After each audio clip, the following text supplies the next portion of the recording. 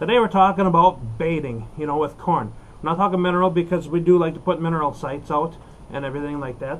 But today we're talking about baiting with corn.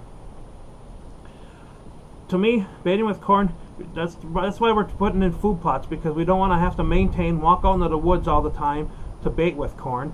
You got so many other animals eating that corn, but deer don't want to, especially big bucks. You'll get does and stuff that come to the corn a lot, and they're even where we're at out here right now.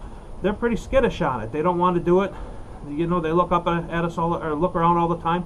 But bucks, every time a buck throughout its life, especially an old buck that you want to shoot, has been around a pile of corn, it hears a noise because someone wants to shoot it. So they don't come into it.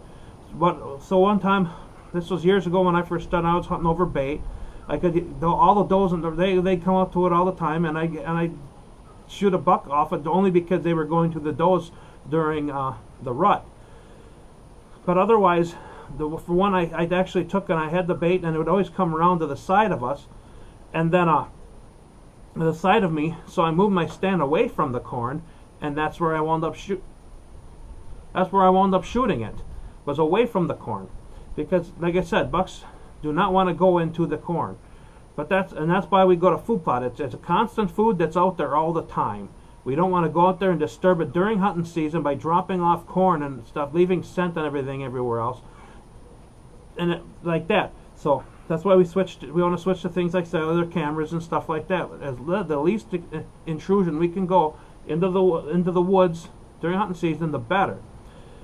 But at the same time, there is times I do want to bait. Last year was rifle season, and it dumped a lot of snow on us. It covered up our food plots. It made it horrible for that. They couldn't get to the food. So I decided, well, I'm going to dump some corn out, and they went to that. It helped. Wasn't great, but they were coming, and we had tracks out there quite a bit. We had just about given up because deer just stopped moving because of it. But I did dump out corn then, and it did help. But for the most part, I'm trying to get away from baiting. As far as other things also, you want to get deer on the way to food plots. That's why you use things like mock scrapes and everything else like that. But that's what my opinion on baiting is.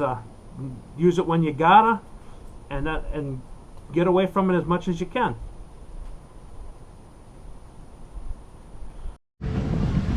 Be sure to subscribe to our page and follow us on Instagram, Twitter, Facebook, and Pinterest to get more additional content.